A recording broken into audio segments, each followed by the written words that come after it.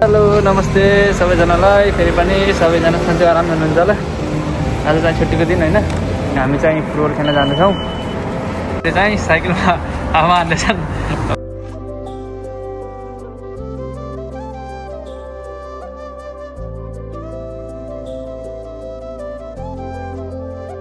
बजारको छेउमा सिधै यो चाहिँ साइक्लिङ गर्ने ट्र्याक र मान्छे नि ट्र्याक रहेको छैन। यसो बिहान साँझ वक गर्नको लागि अनि हामी पनि यही ट्र्याकमा चाहिँ साइकल लिएर जाने हो।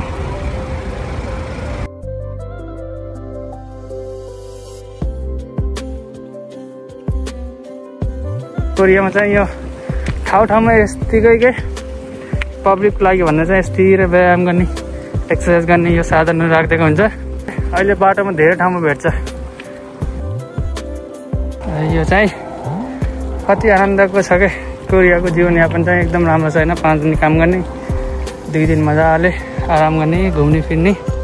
ल हेर्नुहोस् यहाँ यसो साइकल हिँड्ने बाटो, यता चाहिँ मान्छेहरू हिँड्ने, अनि यहाँ छेउमा खोला रहेको छ। अनि पछाडिको भ्यू साँझको बेला, वाउ रमाइलो छ।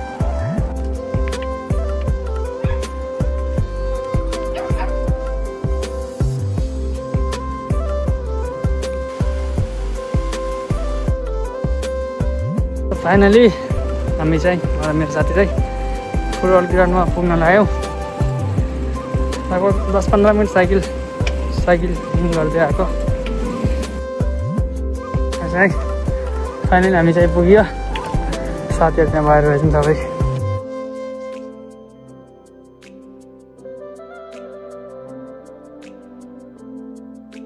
फाइनली हामी चाहिँ यहाँ फुटबल ग्राउन्डमा पुग्यौँ।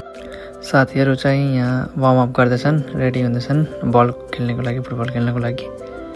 यहाँ चाहिँ धेरै देशको मान्छेहरू चाहिँ अब एक्सर्साइज गर्ने भन्ने तरिकाले चाहिँ बल खेल्न आउँछन्। म पनि त्यही एक्सर्साइज गर्ने भनेर चाहिँ आएको है खेल्न।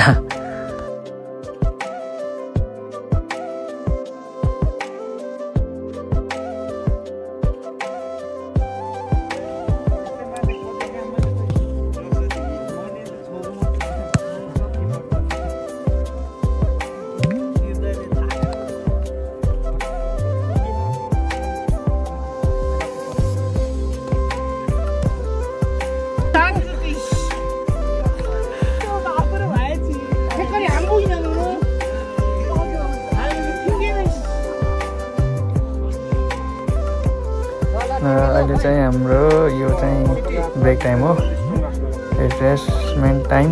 पानी जुस के खान मन लाग्छ खाने होइन।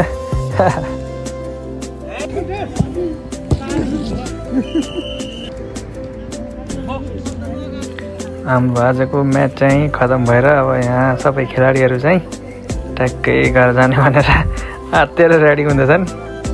हेर्नु है त।